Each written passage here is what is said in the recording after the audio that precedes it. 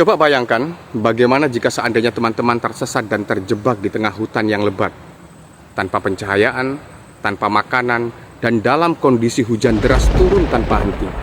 Apa yang akan teman-teman lakukan? Berteriak sekencang-kencangnya dan berharap ada orang yang datang menolong? Atau tetap tenang mengendalikan diri sambil mencari tempat perlindungan? Di goa, membuat bivak, atau mungkin masuk ke sarang tawon? Ya, begitulah momen di mana ilmu bukanlah sekedar kata yang tertulis di buku, melainkan sandi kehidupan yang akan menentukan apakah kita akan selamat atau tidak. Di dalam dunia pendakian dan petualangan, kita seringkali terpesona oleh foto-foto puncak yang megah, pemandangan yang menakjubkan, dan sebuah kebebasan yang menjanjikan. Semua kelihatan indah ketika ditampilkan di media sosial, seperti TikTok misalnya. Tapi di balik semua itu ada hal yang mungkin teman-teman tidak sadari, yaitu bahaya yang mengintai dan bisa muncul kapan saja di waktu yang tidak kita duga sebelumnya. Dan hanya dengan ilmu bertahan hidup yang sudah tertanam di benak kita, kita bisa mengubah situasi yang menakutkan menjadi kesempatan untuk bertahan. Karena di tengah alam liar yang ganas dan penuh misteri, ilmu bertahan hidup bukanlah kebutuhan tambahan, melainkan keharusan yang tak tergantikan. Dan pernahkah teman-teman berpikir bahwa naluri bertahan hidup hanya dimiliki oleh hewan semata?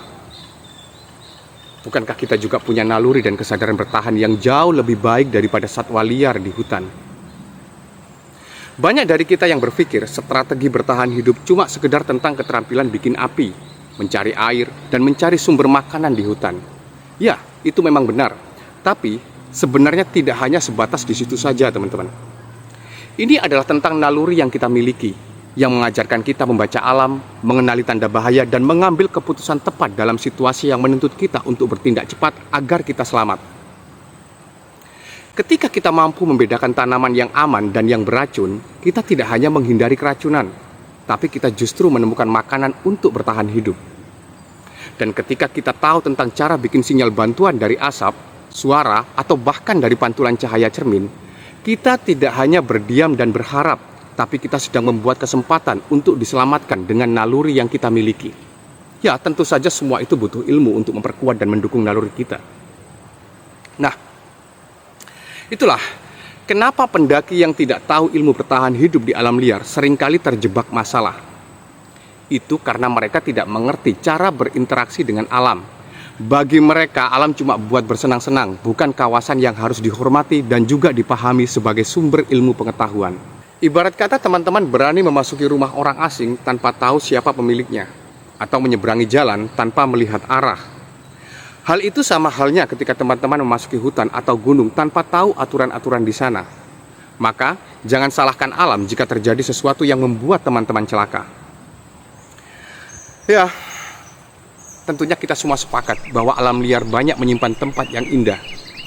Tapi, alam liar juga tempat yang kadang tidak peduli dengan harapan atau keinginan kita.